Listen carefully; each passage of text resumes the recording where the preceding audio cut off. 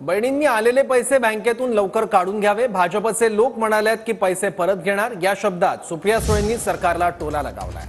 तर ताईंनी काळजी करू नये, लाडक्या बहिणींच्या काळजीसाठी भाऊ समर्थ आहेत, असं प्रत्युत्तर नितेश राणेंनी दिलंय।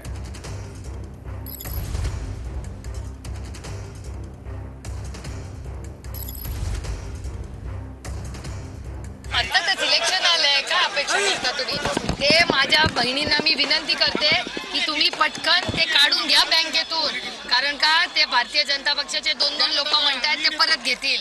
त्याच्यामुळे माझी सगळ्या महिला भगिनींना ज्यांच्या अकाउंटला पैसे आहेत त्यांना विनंती आहे की काढून घ्या। ते पैसे काय सांगतायत नाही सरकारचे।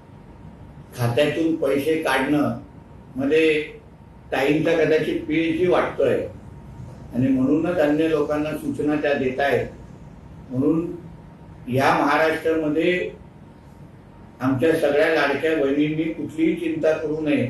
त्यांचे हक्काचे भाऊ सरकार चालवत आहे, म्हणून त्यांचे पैसे असो किंवा त्यांची सुरक्षता असो ही सगळी योग्य हातात आहे, म्हणून त्याची काळजी सुप्रिया ताईंनी करू नये।